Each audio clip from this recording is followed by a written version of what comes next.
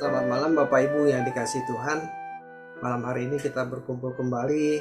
Kita melanjutkan pembahasan topik kita yaitu cara mengubah kodrat. Dan ini adalah sesi yang kelima. Malam hari ini pembahasan akan dipandu oleh Pak Pendeta James. Semoga kita bisa belajar dengan baik. Sebelumnya mari kita tundukkan kepala, kita satu dalam doa. Bapa di dalam surga, terima kasih untuk kesempatan yang Bapak berikan bagi kami. Kami menyediakan hati dan pikiran kami, waktu kami, untuk kami duduk diam di bawah kaki-Mu Tuhan. Urapi kami, Tuhan menolong kami, membuka pikiran kami, supaya apa yang kami pelajari malam hari ini boleh kami serap dengan baik. Berkati Pak James yang akan menyampaikan pemaparannya. Di dalam nama Tuhan Yesus Kristus kami sudah berdoa. Amin. Oke, langsung saja silakan Pak James. Shalom, Bapak Ibu, Saudara sekalian. Saya akan membuka file untuk kita penerapan Alkitab malam hari ini. Dalam pembahasan PA malam hari ini, kita akan sama-sama lah mendengar dan membahas. Nanti ada 5 bagian. Bagian pertama itu mengondisi diri bertumbuh. Jadi tentu kondisi diri ini iman yang bertumbuh maksudnya. Kemudian meningkatkan dalam berkenanan tentu kepada Tuhan. Ya. Kemudian yang ketiga, meningkatkan kesucian hidup. Kemudian yang keempat, setengah kudus. Dan yang terakhir nanti, firman yang mencerdaskan. Kita mulai yang pertama, mengondisikan diri ya, bertumbuh itu, ya ini kita perhatikan, seandainya itu tumbuhan, tentu kita harapkan tumbuhan tanaman itu dari akar akan bertumbuh terus ya sampai akhirnya berbuah. Itu tidak sebentaran ya. Ini karena berbicara mengkondisikan sehingga pertumbuhan tanaman tersebut ya, misalnya saja pohon mangga gitu ya, itu harus kita kondisikan sehingga betul-betul dia penuhi syarat untuk pertumbuhan dengan baik. Di sini ditulis kita tahu bahwa kita tidak bisa menghindari apa yang disebut sebagai proses bertahap. Ya, jadi proses bertahap di dalam kehidupan, dalam berbagai aspek. Selalu ada unsur ini dan selalu ada tatanan. Seperti tadi saya sudah sampaikan ya, tumbuhan atau tanaman pohon mangga misalnya. Pengenalan kita akan Allah, pertumbuhan kedewasaan, pertumbuhan kesucian kita, semuanya juga butuh proses ya. Oleh sebab itu kita harus memperhatikan kesempatan yang Tuhan berikan kepada kita untuk menjalani proses pertumbuhan. Nah, di sini ada kata kesempatan, ini berarti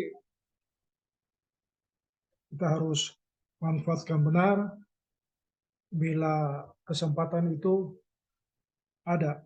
Dan saya pastikan kita harus ya menggunakan kesempatan itu dari hari ke hari, dari hari ke sehari ya. Kemudian kita lanjutkan di bagian berikut. Nah, dalam pertemuan itu tentu ada butuh waktu ya. Butuh waktu yang tidak digunakan dengan baik jadi persoalan untuk pertumbuhan iman kita. Pasti menjadi sia-sia. Ya. Bahkan tidak jarang seseorang menjadi makin rusak, makin negatif. Jadi waktu yang digunakan itu, kesempatan waktu yang digunakan itu dipakai dengan hal-hal yang tidak atau kondisi yang negatif, ya, menurut pandangan Tuhan. Mereka rata-rata hanya berharap, walaupun sudah menjadi orang Kristen, atau berpikir bahwa suatu hari ia akan menjadi lebih baik, lebih suci, lebih mengenal Allah, serta berkenan saat mati akan masuk surga. Maka dia tidak memperhatikan proses yang berlangsung dan seharusnya dialami setiap hari. Ya, uh, saya teringat dengan doa Bapa kami, ya, Bapa kami yang di sorga, datanglah kerajaan. Nah ini uh, kita tiap hari berdoa, tapi kerajaan Allah harusnya benar-benar kita konkretkan sehingga suasananya itu mendukung untuk pertumbuhan, ya, iman kita, sehingga apa yang menjadi goal dari perubahan kodrat itu bisa sangat mungkin untuk terjadi gitu. Nah, ini tanaman, ya, tapi ini tanaman gambar, tanaman hias. Dan tadi saya sampaikan contoh pohon mangga yang berbuah. Prinsipnya ada pertumbuhan dan melalui proses. Dan tentu sebagai orang percaya kita makin serupa dengan Yesus, makin sempurna seperti Bapa, semakin mengalahkan kodrat ilahi. Jadi proses yang goalnya nanti kodrat ilahi. Caranya dengan membawa diri kita kepada situasi-situasi di mana iman kita bertumbuh. Jadi situasi itu kan lingkungan, keluarga, tetangga, kantor, pergaulan, bahkan di keluarga sendiri. Ya. Jadi kalau keluarga sendiri memang situasinya seperti eh, apa ya, harusnya di tanah yang baik, seperti itu ada dalam Alkitab, di pertumbuhan di batu-batuan, semak-semak, dan tanah yang baik. Itu kondisi yang kita harus pilih adalah tanah yang baik, sehingga iman bisa bertumbuh, atau pohon yang kita contohkan tadi itu bisa bertumbuh dengan baik. Di pergaulan, ya, yang misalnya perkataan kita tidak membawa kekudusan, sehingga menguduskan dirinya, kita tidak bertumbuh dalam Tuhan. Justru kita makin serupa dengan dunia. Kemudian, tentu kalau menurut penulisan ini, sebenarnya tidak ada pilihan lain.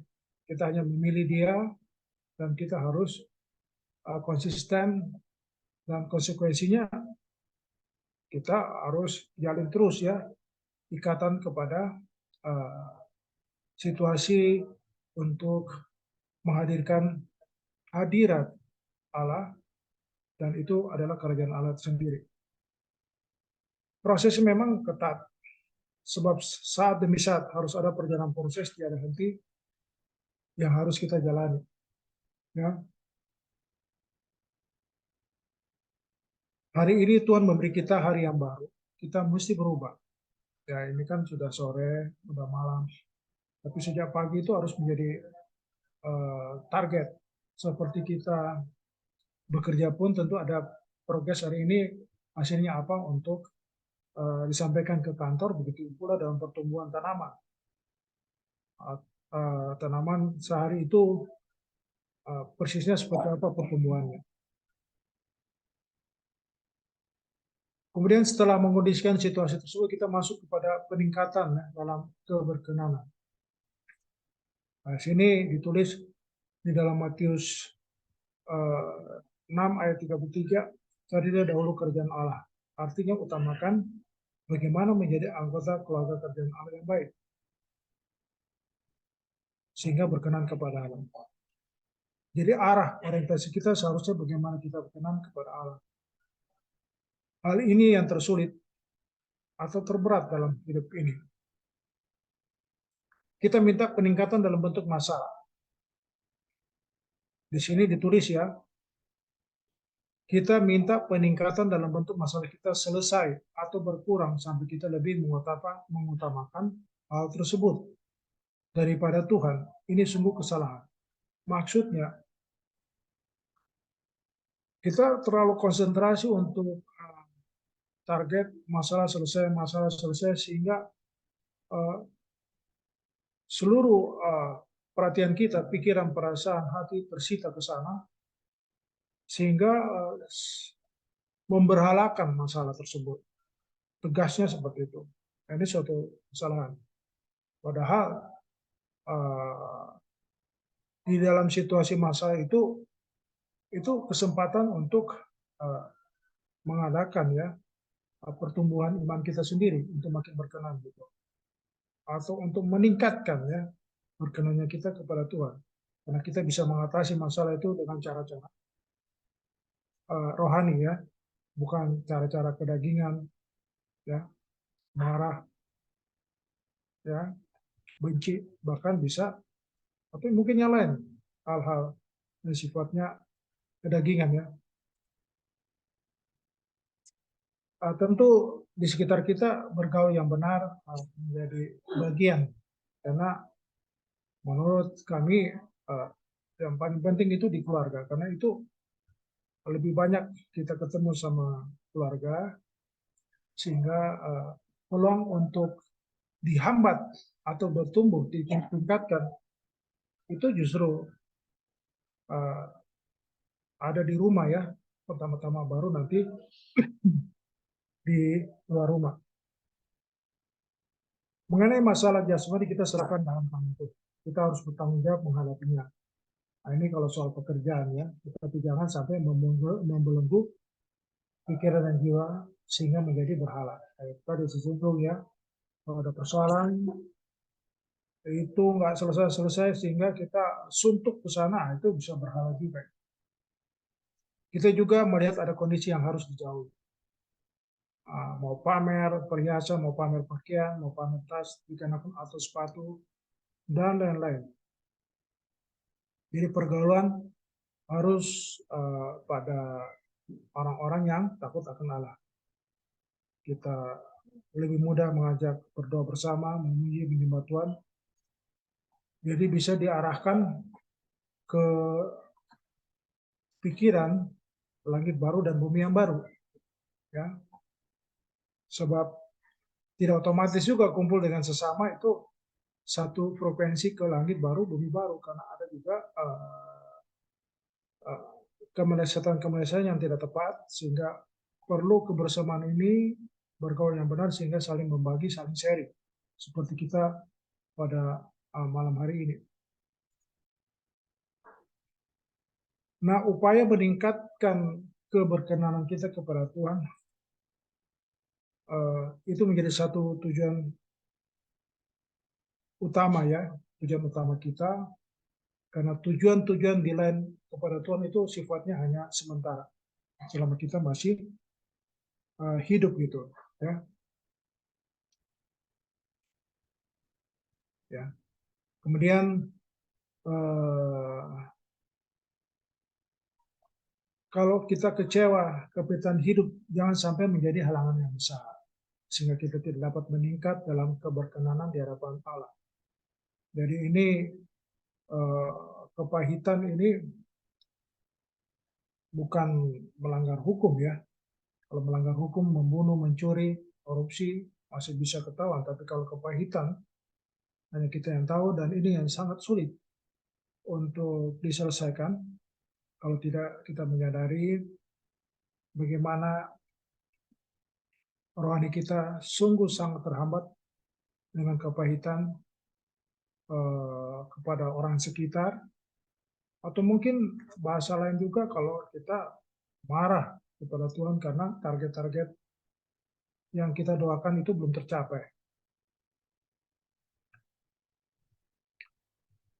Kemudian dalam dunia yang sementara ini, di sini dikatakan bahwa dunia akan hancur, ya, akan hancur itu amin ya. Jadi walaupun tidak difirmankan pun, secara teknologi sains makin hari kondisi lingkungan makin menurun kualitasnya. Nah ini dunia makin jahat ya, dari segi kemanusiaan itu ya. Tadi saya sampaikan soal alam, lingkungan. Alamnya begitu menurun, orangnya makin jahat. Bahkan hamba-hamba Tuhan pun ya, di sini bisa disampaikan kurang lebih 10%. Seperti contoh 12 murid. Yesus itu satu yang berkhianat itu kan 1/12 sekitar 10%. Jadi itu analoginya ke sana. Jadi penghambat ya untuk meningkatkan keberkenanan itu kepahitan ya, menyimpan dendam ya, sehingga sulit rasanya meningkatkan kita berkenan kepada Tuhan, dan itu rugi sekali ya. Nah, memang ini harus ada konseling untuk itu supaya pengertian, pemahaman tentang kepahitan itu benar-benar bisa secepatnya apabila kita alami diselesaikan. Kemudian kita memasuki bagian yang ketiga, meningkatkan kesucian hidup ya, meningkatkan kesucian hidup.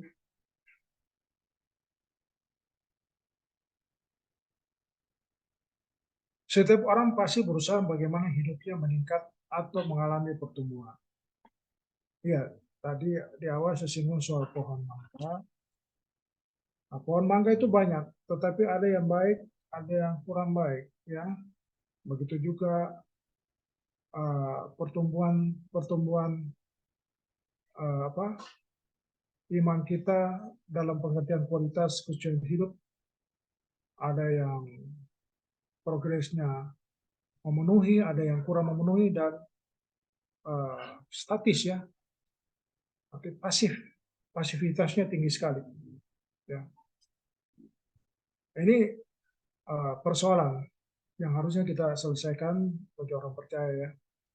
Dan masing-masing orang memiliki konsep filosofi pandangan yang berbeda mengenai apa yang harus ditingkatkan di dalam hidupnya. Nah ini bisa dialamatkan kepada kepentingan utama apa, mungkin karier ya, sifatnya yang di dunia ini ya. Padahal itu nanti apapun peningkatan di dunia ini itu hanya satu dalam pengertian sementara, itu nomor berikut. Tapi yang pertama bagaimana untuk pertumbuhan berkenan kepada Tuhan di langit baru dan bumi yang baru. Jadi memang setiap orang pasti memiliki sesuatu yang hendak ditingkatkan dalam hidupnya. Maksud kami di sini bagaimana sesuatu itu sesuatu yang kekal ya, jadi bukan yang sifatnya sementara. Boleh saja sementara, tetapi dia itu bukan yang utama dan pertama, tetapi yang mungkin yang kedua, tiga, dan keempat, lima. Tapi yang utama adalah sesuatu yang sifatnya abadi, kekekalan gitu.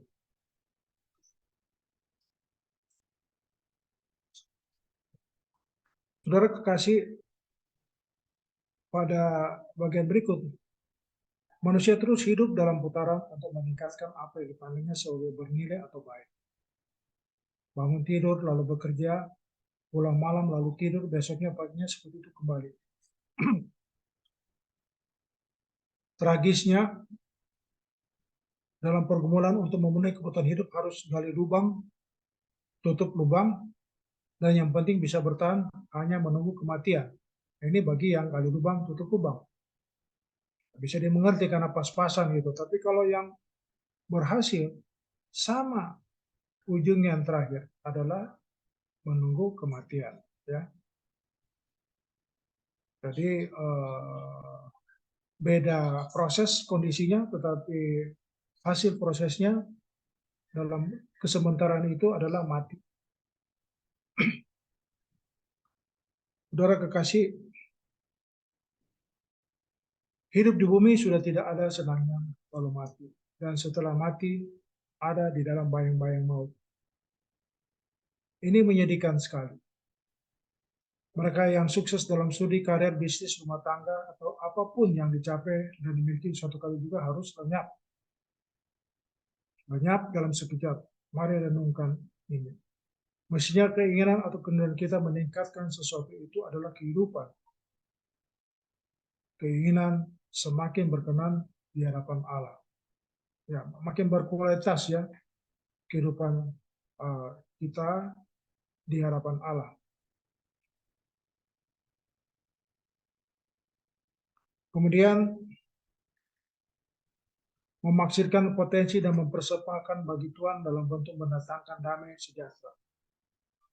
Mendatangkan kesejahteraan bagi orang yang lain, itulah sesungguhnya pelayanan. Jadi ini salah satu cara untuk meningkatkan kesucian dengan pelayanan.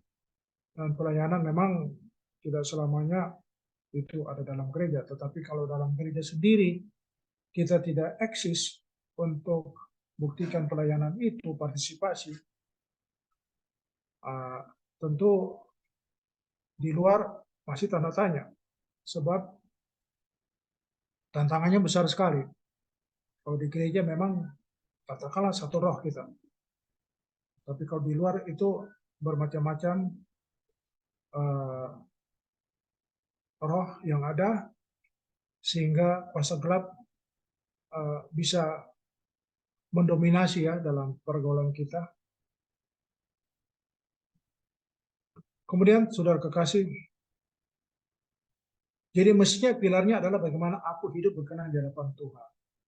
Ya, kalau ada yang kita pandang lebih dari hal itu, kita pasti berkhianat kepada Tuhan.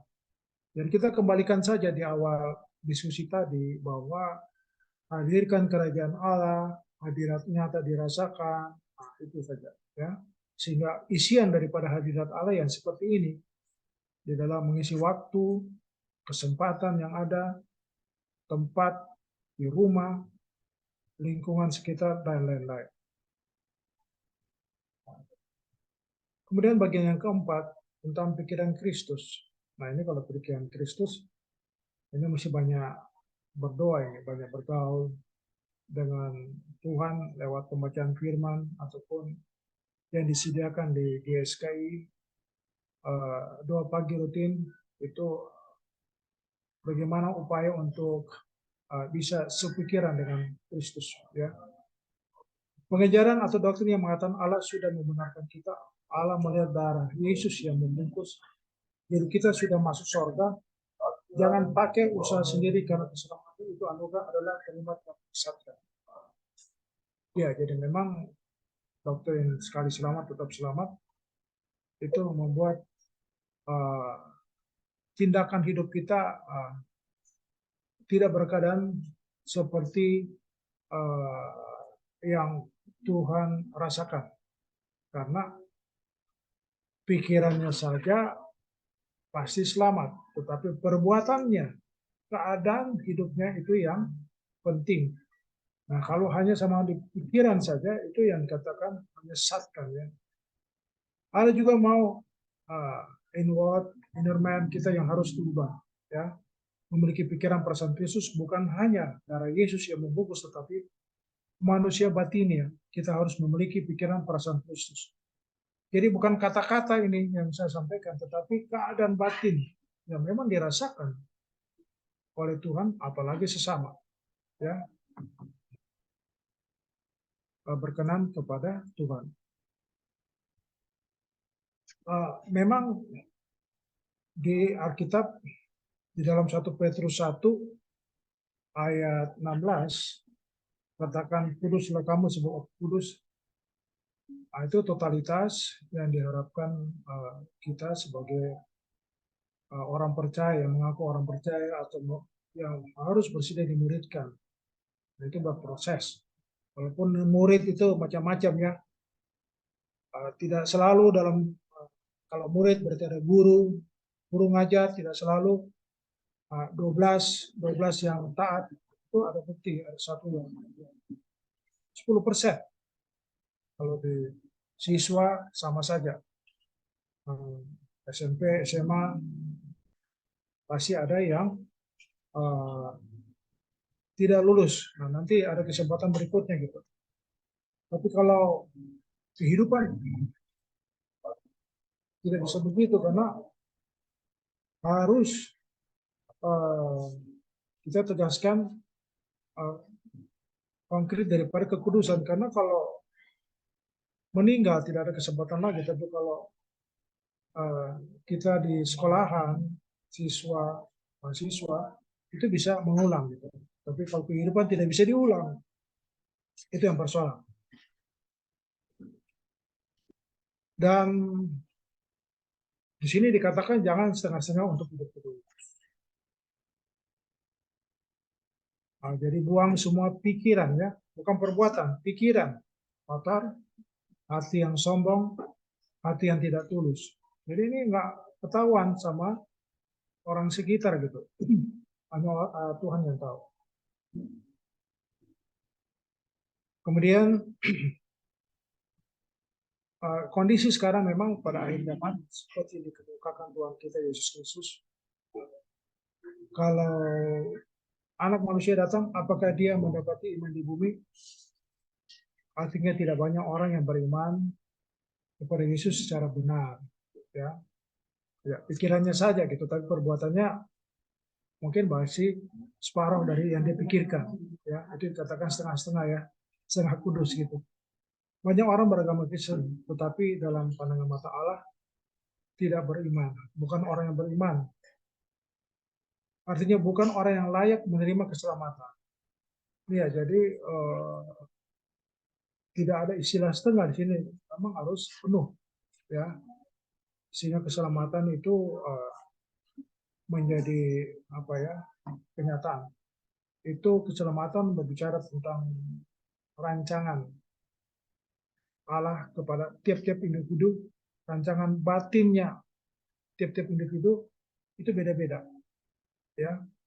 Artinya kondisi jasmani berbeda, tetapi batin yang diharapkan oleh Tuhan itu uh, harus ya sebagai syarat utama bila itu dilakukan dengan benar, batin kita itu kudus adanya. Sehingga keselamatan itu menjadi milik yang bersangkutan. Dalam Alkitab adanya pesta perkawinan anak domba ini bukan perkawinan dalam arti seks, melainkan perjumpaan antara Yesus Putra tunggal kesayangan Yahweh dengan anak-anak Allah, yaitu kita orang yang percaya ya, yang berkeadaan sama dengan Dia. Nah ini kan berkeadaan sama, gitu kan? Jadi bukan setengah sama, tapi satu sama, artinya penuh sama, yang layak mendampingi Tuhan Yesus. Tentu saja berkeadaan serupa dengan Dia, ya. Ya tadi untuk serupa harus proses. Di pesta perkawinan anak domba, aku telah mempertunangkan kamu pada satu laki-laki untuk membawa kamu sebagai perawan suci. Perawan suci artinya tadi sudah dibilang bukan seks ya. Di sini artinya tidak ternodai. Jadi kalau sekarang ternodai, cepat-cepat manfaatkan waktu kita untuk bisa tidak ternodai untuk selamanya, terutama sebelum kita meninggal. Kita memang pernah ternodai oleh dosa dan percintaan dunia, tetapi lewat proses perubahan itu kita tidak ternodai lagi. Kita harus terus didapati Tuhan tak bercacat, tak bercelah, dan itu adalah kesetiaan sejati. Bagian terakhir tentang firman yang mencerdaskan. Ya kalau bicara mencerdaskan kita biasa bicara tentang ilmu ya, pengetahuan. Tetapi di sini dikatakan firman yang mencerdaskan, berarti kita harus percaya dan memang terbukti.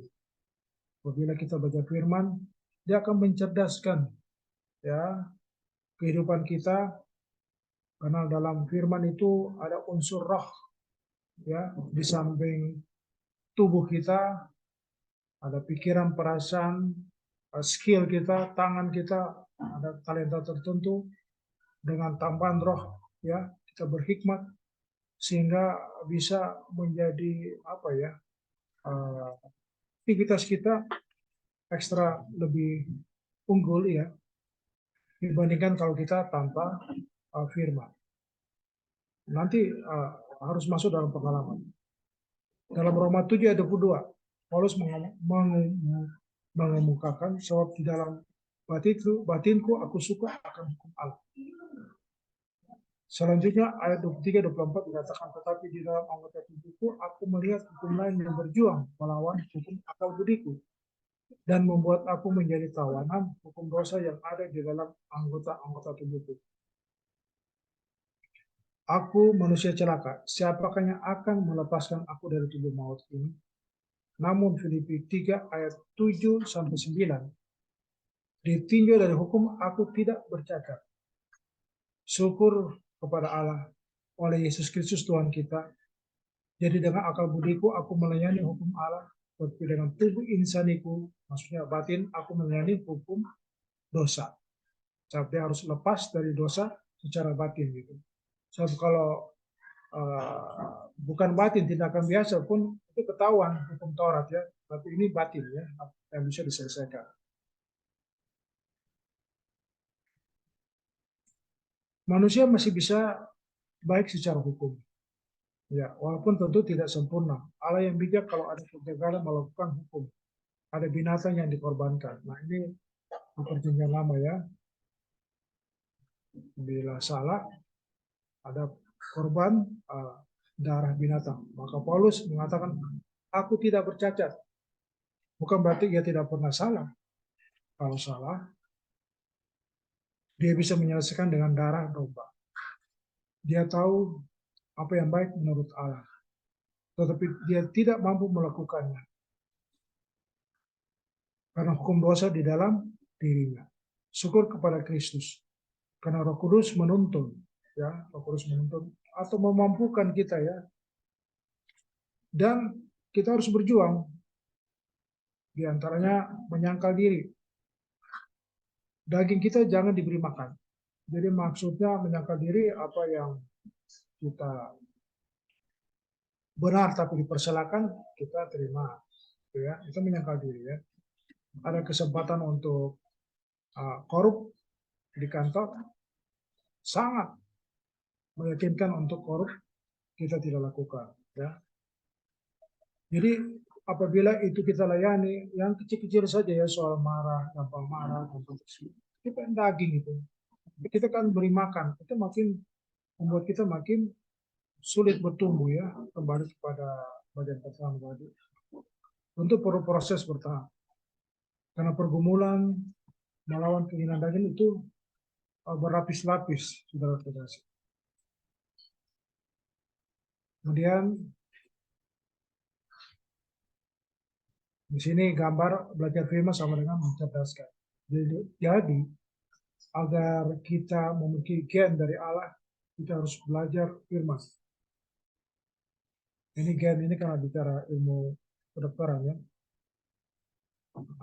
Bukan hanya firman yang berkaitan dengan etika, jangan begini, jangan begitu, melainkan firman yang mencerdaskan. Sebab peristiwa-peristiwa hidup itu harus ditangkap oleh kecerdasan rohani sampai kita bisa melihat dan mengenali diri kita. Ya jadi memang kalau ya katakanlah kita berada dalam situasi yang terjepit, baik di kondisi keluarga kecil atau keluarga besar. Dari situ saja dulu ya contoh. Itu situasi, kondisi, keadaan yang menjadi peluang, kesempatan untuk kita bebenah diri ya, terutama rohani kita. Ya. Disitulah praktek ya penerapan daripada firman yang hidup itu sendiri. Ya. Disitulah kita bisa belajar tentang kebenaran. Bagaimana bila kita lolos dari situ, kita menyenangkan hati Bapa. Disitulah yang dikatakan kalau lolos berarti kan mencerdaskan ya. Saya yakin juga apabila masuk ke wilayah sains pun ilmu pengetahuan, Tuhan akan beri hikmat untuk kita bisa dapatkan penemuan-penemuan ya baru di dalam dunia penelitian, atau katakanlah siswa yang ada di SMP SMA juga prestasinya pasti baik ya apabila dia manfaatkan waktu dengan baik untuk melakukan sekolah, disiplin, ya, tidak santai, sehingga prestasinya maksimal gitu. Kemudian Tuhan tidak bisa mengubah orang tanpa masalah, tanpa kejadian. Nah ini menarik. Ya, kita kunci ini kata kalimat Tuhan tidak bisa mengubah orang tanpa masalah dan tanpa kejadian. Jadi jangan seperti tadi di awal di bagian kedua kita kalau bisa hilang masalah enggak, jangan begitu ya, bukan minta-minta masalah, tetapi dalam pengertian masalah untuk hubungannya dengan kemajuan yang positif, menyelesaikannya untuk yang positif. Ya. Jadi untuk mengetahui kita cerdas, untuk meningkatkan kita punya kualitas harus ada kejadian, harus ada masalah. Ada orang yang tidak bisa berjalan, tubuhnya lemah, namun bukan karena kakinya lemah, melainkan karena dia sendiri tidak mau bergerak, ototnya tidak mau digerakkan sampai akhirnya tidak bisa digerakkan. Ini soal fisioterapi ya. Sama semua dalam tubuh sendiri kurang olahraga otot-otot kita jadi lemah. Termasuk jantung sekalipun ya harus bergerak. So, kalau kurang bergerak otot jantung kita kurang lemah gitu karena kurang manfaatkan untuk aktivitas gitu. Nah, itulah kehidupannya, contoh kehidupan manusia sendiri yang secara daging, apalagi ini disampaikan secara firman perlu ya ada masalah ya, kondisi masalah gitu diadakan. Tuhan membidik ya hal-hal yang salah melekat di dalam daging dan jiwa kita. Jadi masalah itu di sini bisa dipastikan tiap-tiap orang beda terima keadaan masalah yang untuk memproses pertumbuhan. Karena masing-masing kita punya kelemahan daging ya, kelemahan jiwa juga masing-masing. Itulah yang dikatakan sini. Bagaimana Tuhan bisa melepaskan unsur-unsur itu ya marah kah, ya tanpa tersinggung kah. Tuhan tidak mengadakan sulapan dengan mencabutnya, tapi Tuhan memberi proses, yaitu keadaan masalah itu. Tapi yang sesuai dengan kondisi yang Tuhan tahu sendiri, pribadi kita itu tipe apa gitu. Sehingga masalahnya diberikan tipe yang untuk menguji ya, supaya kitanya bisa berubah. Ya. Tuhan memberi proses membuka kodat-kodat dosa kita, ya, terbuka ya. Tuhan mengajarkan kita tentang karakternya. Kalau proses ini terus berlangsung, pasti itu mengubah kodrat kita dan akan membentuk, menguasai, menentukan sikap hidup kita. Sampai akhirnya kita bukan tidak berbuat salah, melainkan tidak bisa berbuat salah.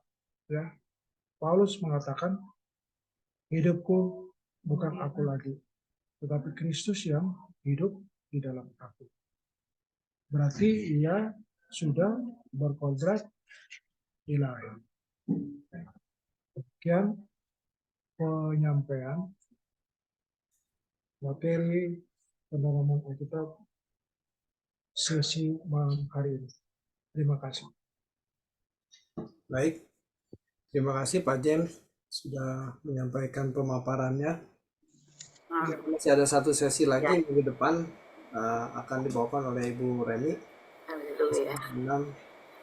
Oke, yuk mari kita akhiri pertemuan kita malam hari ini. Kita satu dalam doa. Bapa di surga, terima kasih buat bincang-bincang dan diskusi kami malam hari ini. Suatu diskusi yang indah yang boleh mencerahi pikiran kami Tuhan. Kiranya Roh Kudus menolong kami terus, membimbing kami agar kami semakin mengerti kebenaran firman-Mu ini untuk kami lakukan Tuhan, supaya karakter kami semakin berubah, semakin seperti Kristus. Kami mau beristirahat Tuhan, kami serahkan dalam tangan Tuhan, kami berkati kami semua yang hadir dan mengikuti acara pendalaman Alkitab ini. Tuhan menyertai kami. Puji namamu di dalam nama Tuhan Yesus Kristus. Haleluya. Amin. Bye-bye. Kasih Pak Bye. James, Pak David Bye-bye. semuanya. Pak James, Ayo, Pak David, Pak Ibu Tabara. Lasman, Ya, makasih. Pak Malam. David, Pak David. Halo Remi, apa kabar Remi? Glorita. Ya. Ya, Halo, ya, malam. Terima kasih. Malam selamat malam. Oke. Mada, Sampai jumpa. Mada. Sudah ya, sampai kita.